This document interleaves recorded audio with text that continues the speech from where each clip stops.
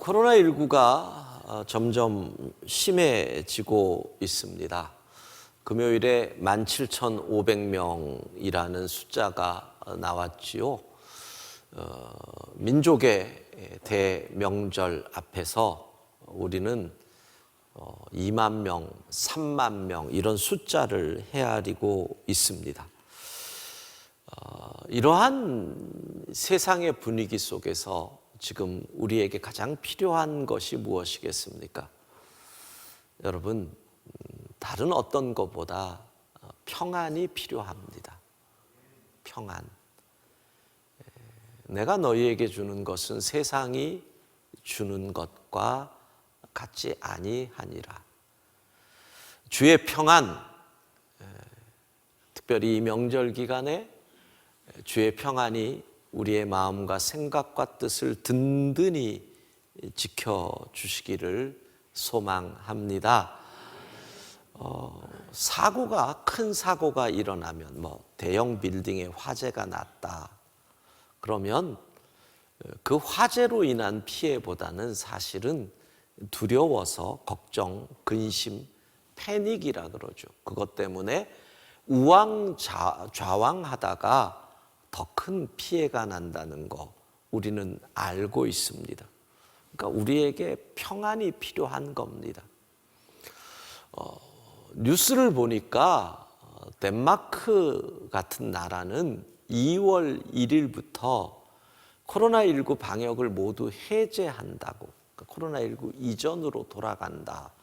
그래서 너무 놀래가지고 얘네는 왜 이러나 하고 봤더니 확진자 수가 줄은 것도 아니에요. 1일 확진자가 4만 명이 나옵니다. 그런데 입국할 때 검사하는 것을 제외하고는 모든 방역을, 심지어는 중요 질병 리스트에서 코로나19를 이제는 해제한다. 그래서 봤더니 위중증 환자 수가 40여 명이라는 거죠. 충분히 오미크론은 우리가 컨트롤할 수 있다. 이런 판단 속에서 덴마크가 그렇게 조치를 했고 영국도 곧 그런 조치를 한다는 뉴스를 봤습니다. 너무 두려워하지 마시라는 얘기입니다. 물론 우리와 유럽은 상황이 다릅니다. 굳이 비유를 한다면 거기는 매를 먼저 맞은 거고 우리는 매를 지금 맞는 거니까 먼저 수많은 피해를 입어서 어떤 의미에서 집단 면역 비슷한 것들이 일어났지만 우리는 지금 이게 다가오기 때문에 우리는 경각심을 가져야 됩니다. 그러나 코로나 처음부터 드렸던 말씀, 조심하되 두려워하지는 말자. 패닉으로 가면 안 된다는 겁니다. 그래서 우리에게 가장 필요한, 지금 우리에게 가장 필요한 게 평안입니다. 평안. 초등학생들이 요즘 검사 받으라고 계속 문자가 온답니다. 저희 손주뻘 되는 아이가 초등학교 1학년인데 학교에서 같은 반 친구가 그랬다 그래서 밤에 급하게 콧구멍 쑤시러 이제 간 거죠. 그래가지고 어떻게 됐냐 그랬더니 애가 그렇게 기도를 하더래. 하나님 저 음성 나오게 해주세요. 막 그렇게 기도를 했대요. 초등학교 1학년짜리가. 그러더니 아침에 문자가 딱 오고 나니까 할렐루야! 하나님이 응답해 주셨다고. 그러고 나서 바로 그 다음 날 6살짜리 동생이 유치원에서 또 그랬대. 그래서 그 밤에 또 이제 6살짜리 애가 가서 푹 쑤시고 와가지고 그리고 그러니까 오늘 아침에 또 문자가 온 거예요. 음성이다. 이게 정말 이런 상황에서 우리가 두려움에 빠지면 큰일 나는 거죠. 담담히. 그리고 걸렸다고 그 사람을 비난해서도 안 돼요. 내게도 일어날 수 있는 일이니까 도리어 위로하고 힘을 줘야 하는 거지요. 주의 평안이 어떤 상황에서도 여러분의 마음과 생각과 뜻을 굳건히 지켜주시기를 주의 이름으로 축복합니다. 이 평안을 누리기 위해서 뭐가 필요하냐? 세상에서는 상황을 얘기하지요. 뭐 돈이 있어야 평안하지. 뭐 일견 맞습니다. 건강해야 평안하지. 뭐 그것도 맞습니다.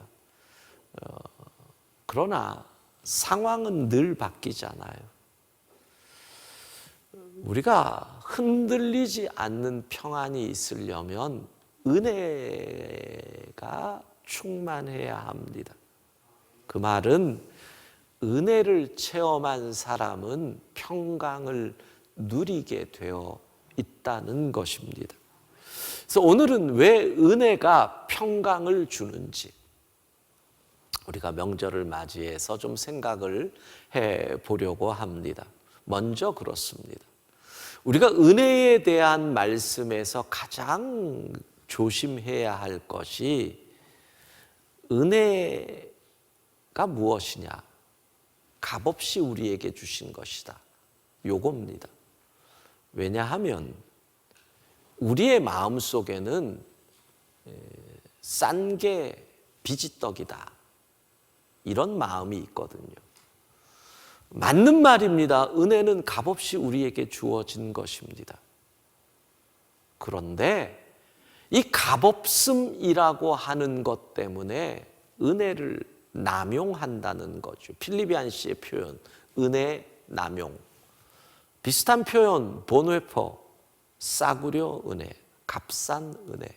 그러니까 은혜를 남용한다는 겁니다.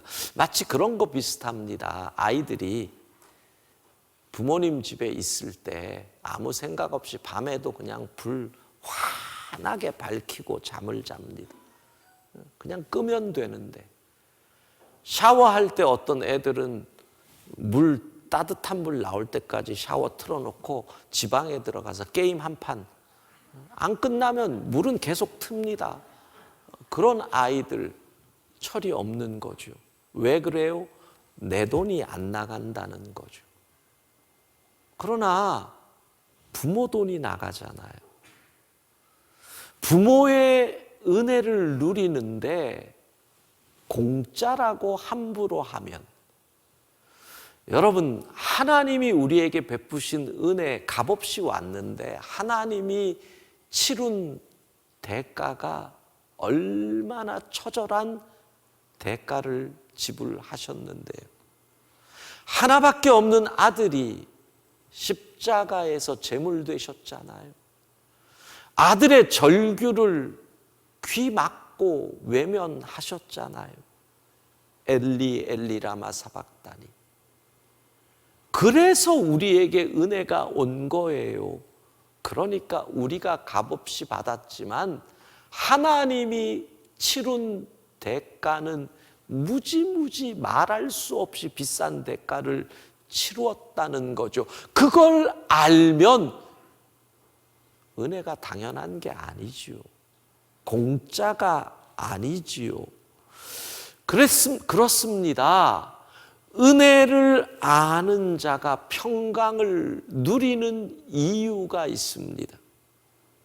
은혜를 알면 왜요? 첫 번째로 감사할 수밖에 없거든요. 여러분, 이런 겁니다. 은혜를 알죠, 진짜로. 그러면 감사하게 됩니다.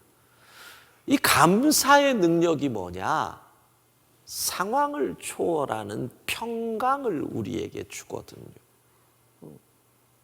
그게 감사의 능력이라는 거예요. 그래서 지난 금요일 소금 책방 기억하셔요? 보셨어요?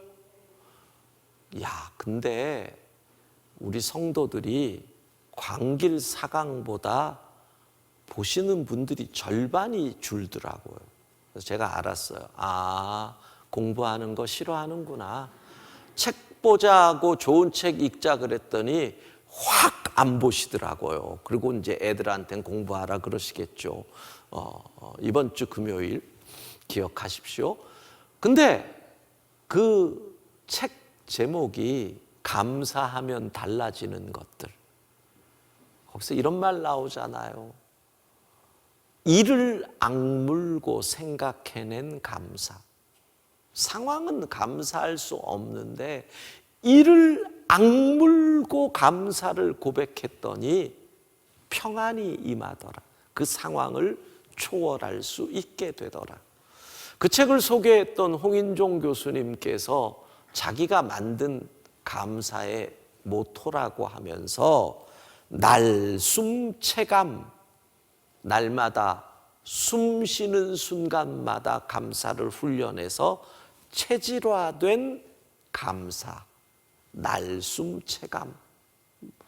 여러분, 은혜를 알면 감사해요.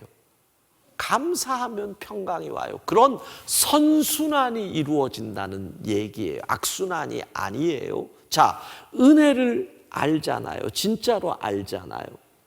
그러면 감사하게 돼요. 이게 내가 이 놀라운 은혜를 공짜로 누리는데 이게 어떻게 감사 안 할 일이에요. 근데 이 감사의 능력이 뭐라고요? 상황을 초월한 평안을 누리게 한단 말이에요. 그러면 평안하면 이 평안의 능력이 뭐냐? 우리로 하여금 더 큰 은혜를 체험하게 해요. 은혜가 더 강력하게 임하면 감사가 더 강력해져요. 감사가 강력하면 평안의 지경이 넓어져요. 평안의 지경이 나 혼자 감사했는데 이제는 평안의 지경이 넓어지니 나의 평안이 배우자에게, 자녀에게 퍼져간다는 거예요.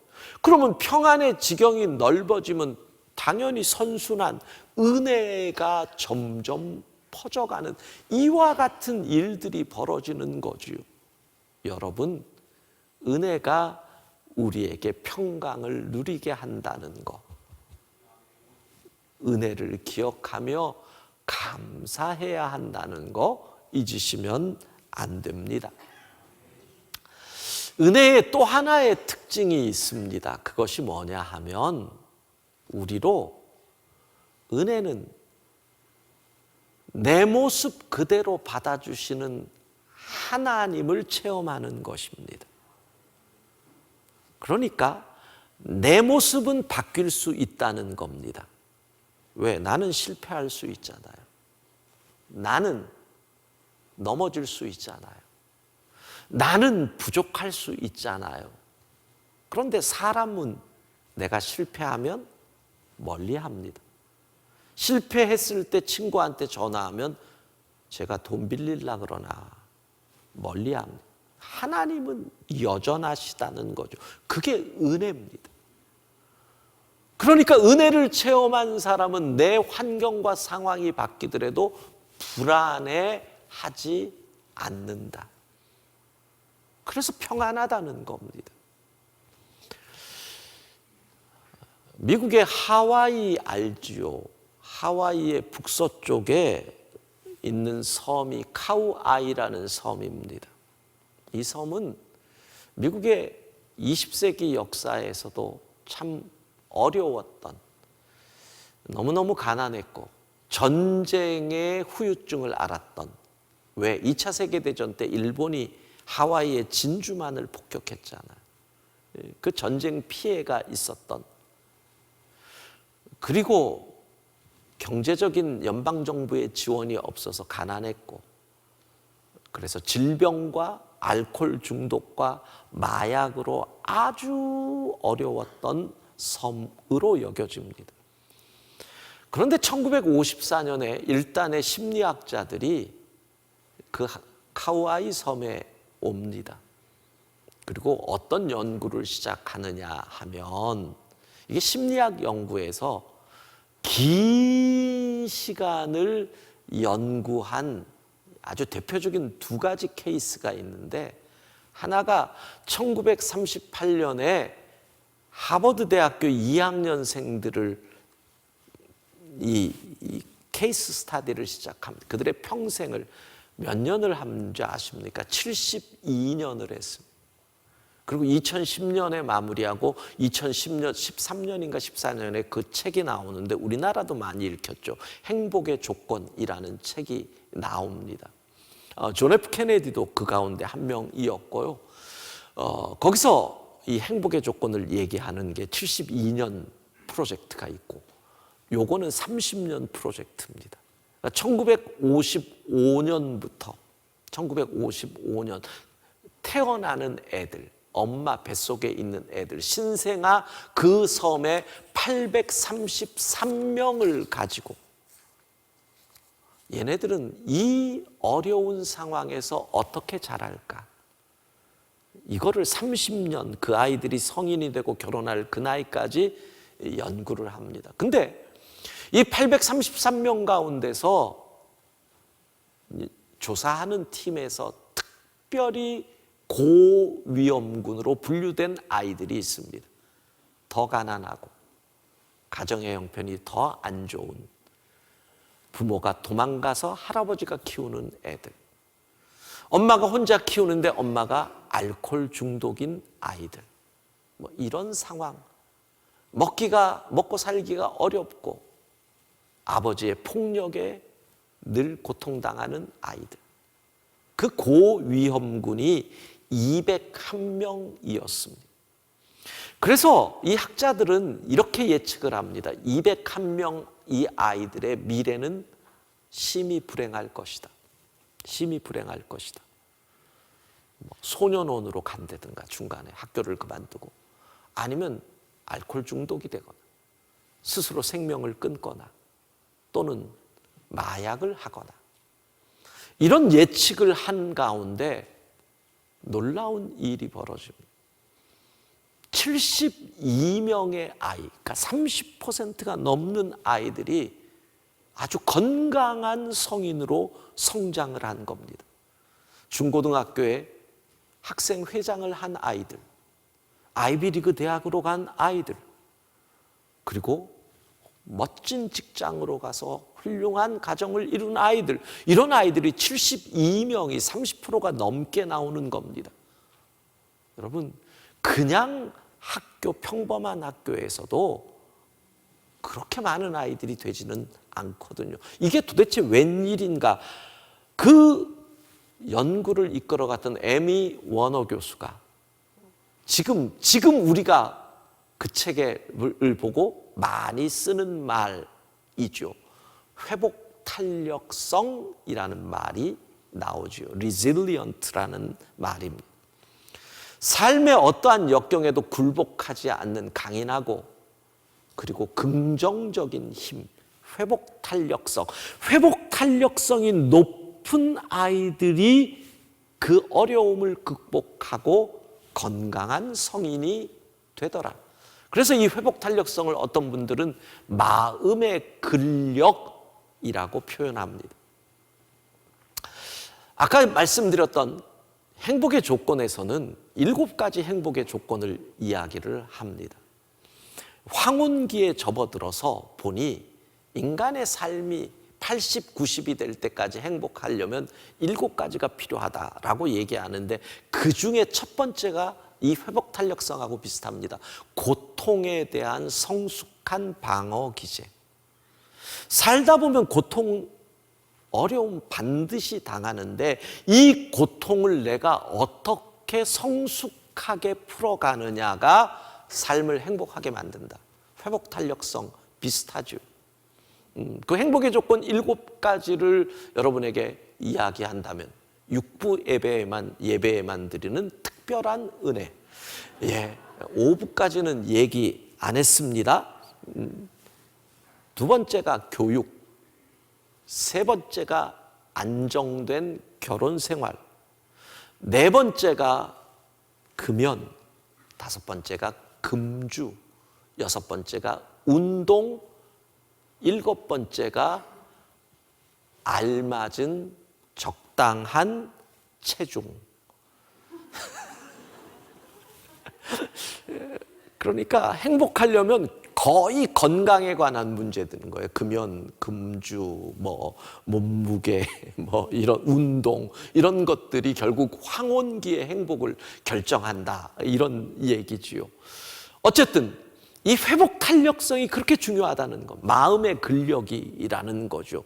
그래서 더 조사를 했습니다. 그러면 도대체 이 72명의 아이들은 왜 이렇게 회복 탄력성이 높을까? 놀라운 결과입니다.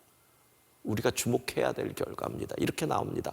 열악한 환경을 이겨낸 이 72명 아이들의 공통점은 무조건 이해해주며 지지해주는 어른이 이들 주변에 최소한 한 명은 있었다. 이거 정말 중요한 것. 세상에서 완전히 팽개쳐진 아이들 같은데, 부모도 팽개쳐졌는데 무조건 안아주고 이해해준 할머니가 있더라. 무조건 사랑해준 선생님이 있더라. 무조건 인도해준 사회복지사가 있더라. 무조건 받아준 이모가 있더라.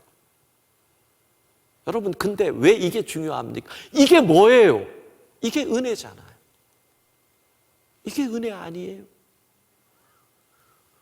세상이 뭐라고 할지라도 우리를 무조건 이해해 주시고 무조건 지지해 주시는 하나님의 은혜가 있는 줄로 믿습니다.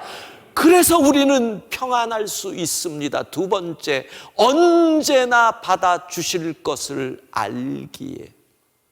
언제나 받아주십니다.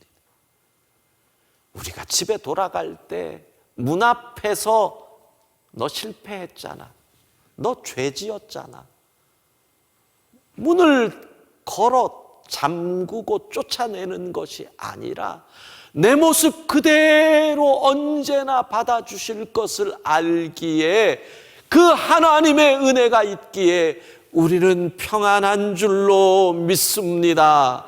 은혜는 그래서 우리에게 평안을 줍니다.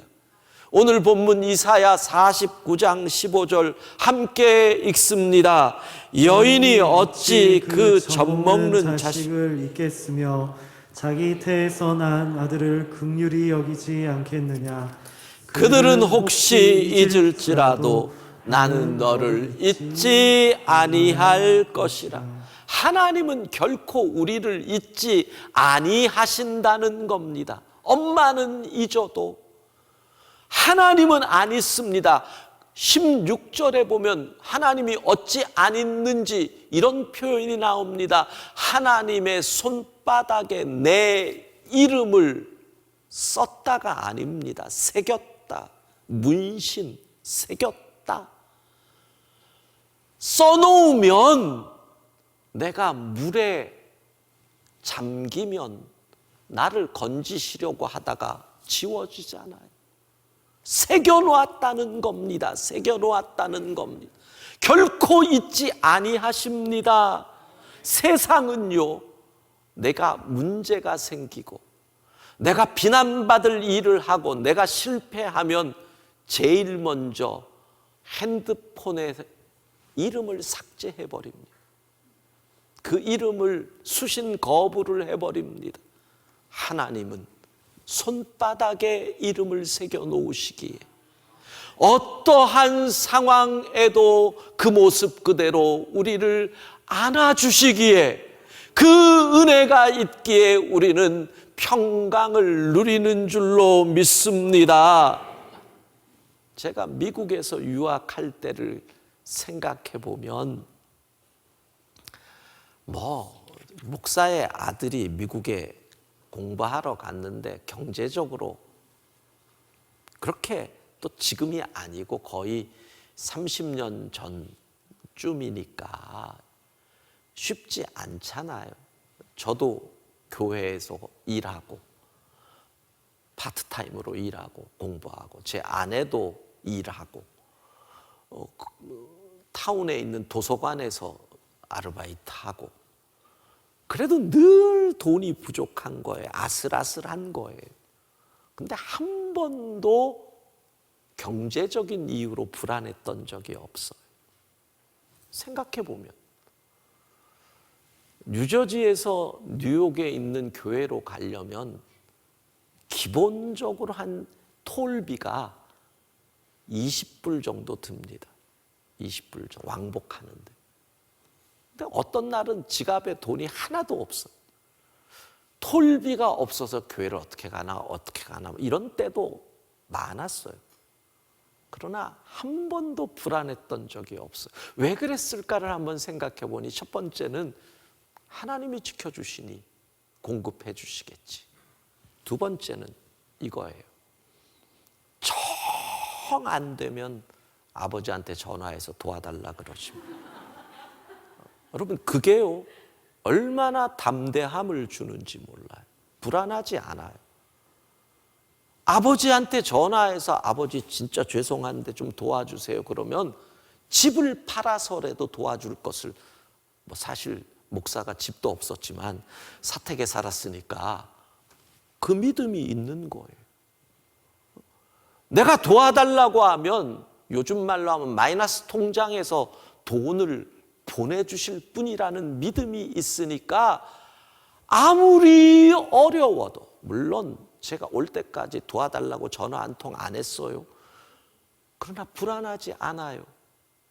어떤 상황에서도 하나님이 우리를 받아주실 것이니 우리는 불안하지 않다는 거예요. 은혜를 알면 평강을 누리는 줄로 믿습니다. 명절이 다가오네요. 벌써 명절이 시작이 돼서 안 그래도 텅 빈 거리두기 하고 앉은 예배당이 더 널찍해졌네요.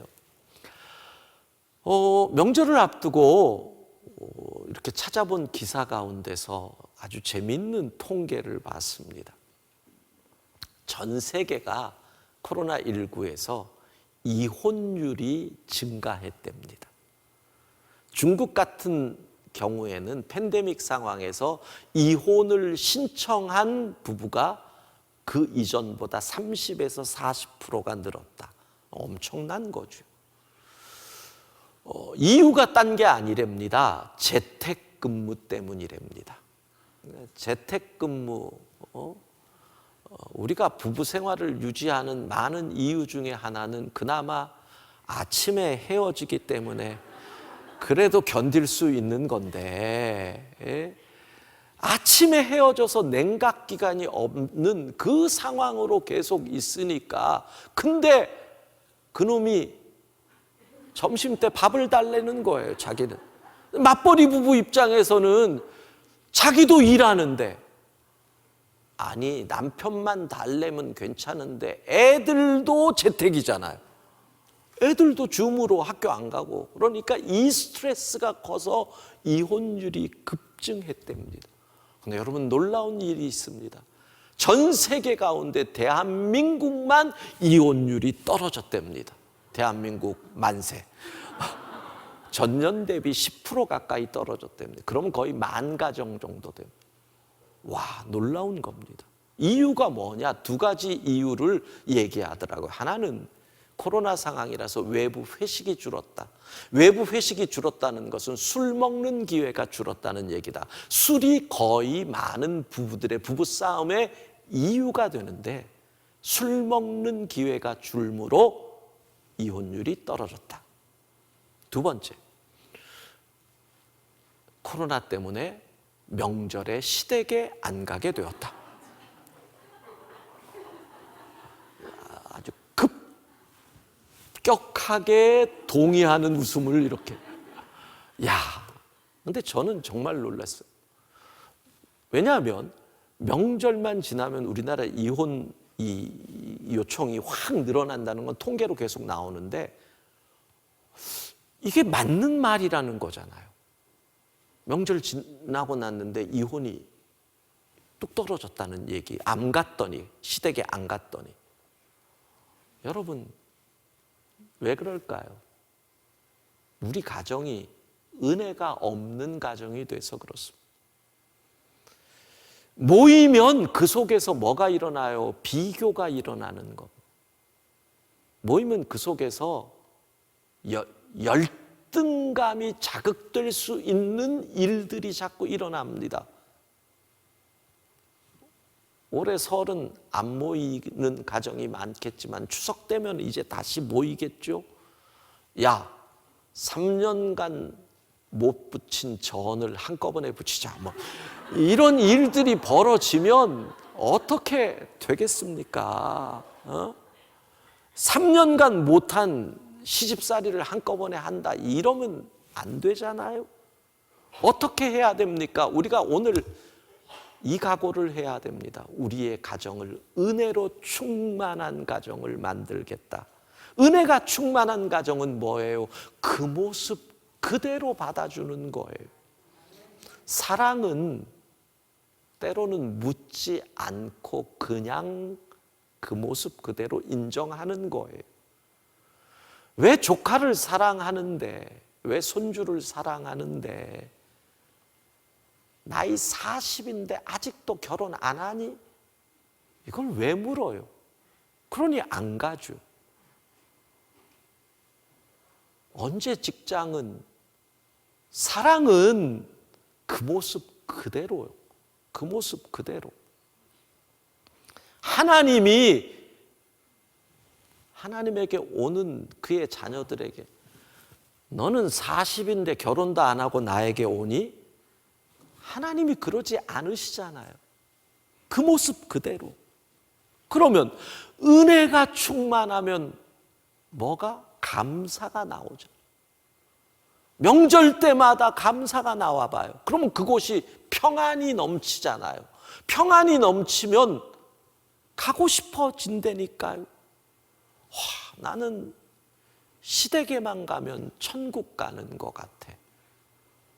비웃으시고 지금 거기서 갑자기 코웃음이 팍 터져 나오면 안 되죠. 이렇게 우리가 만들려면 은혜가 충만해져야 된다는 거예요. 할렐루야.